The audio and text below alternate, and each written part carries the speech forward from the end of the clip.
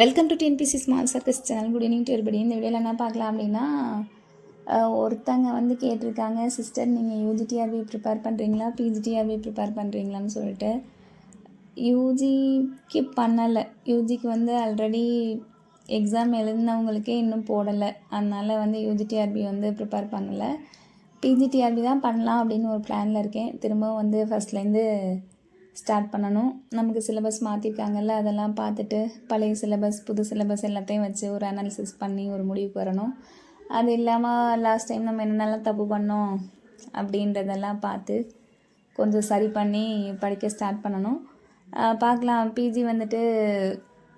பிஜிக்கே வந்துட்டு இனி வந்து கொஞ்சம் சின்சியராக ப்ரிப்பேர் பண்ணி பார்ப்போம். நமக்கு வந்து என்ன சொல்ல, ரொம்ப டிஃப்ரெண்ட் இருந்தால் கூட சரி, நமக்கு வரலன்னு விட்டுட்டு போயிடலாம். ஆனால் நமக்கு வந்து மார்க் பார்த்தோன்னா ஒரு 4-5 மார்க்கு டிஃப்ரென்ஸ்லேயே போகிறனால ஒவ்வொரு தடவையும் நம்ம எப்படியாவது அதை எட்டி பிடிச்சிடலாம் தான் ட்ரை பண்ணுறோம்.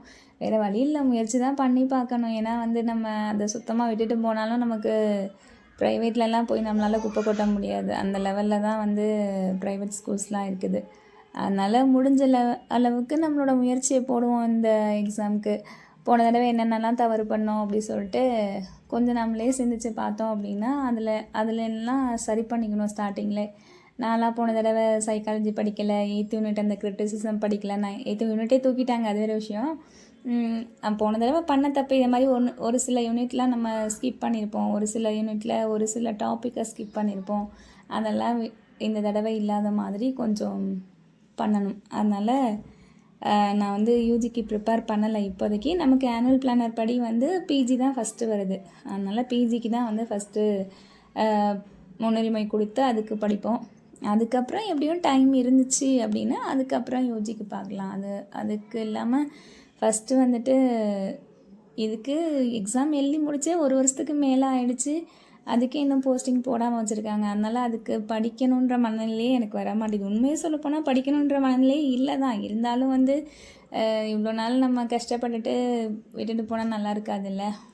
அதனால் வந்துட்டு ஏதோ ஒரு எக்ஸாம் ப்ரிப்பேர் பண்ணிக்கிட்டே இருப்போம். எனக்கு அது ஒரு நாள் கிடைக்குன்ற நம்பிக்கையில் முயற்சியை பண்ணிக்கிட்டே இருக்க வேண்டியதான்.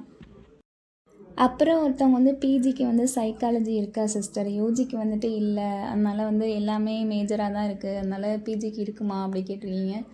இருக்க வாய்ப்பு அதிகம். ஏன்னா நமக்கு வந்து யூஜிக்கு வந்து பேப்பர் 1 பேப்பர் 2ல் வந்து நம்ம அதாவது எலிஜிபிலிட்டி டெஸ்ட்லேயே வந்துட்டு நம்ம சைக்காலஜி எழுதிட்டு தான் வர்றோம். அதனால வந்து நமக்கு காம்படிட்டிவ் எக்ஸாமில் வந்து நமக்கு சைக்காலஜி இல்லாமல் இருக்குது. ஆனால் இங்கே வந்து நமக்கு அப்படி எந்தவித எக்ஸாமும் நம்ம எழுதலைல்ல.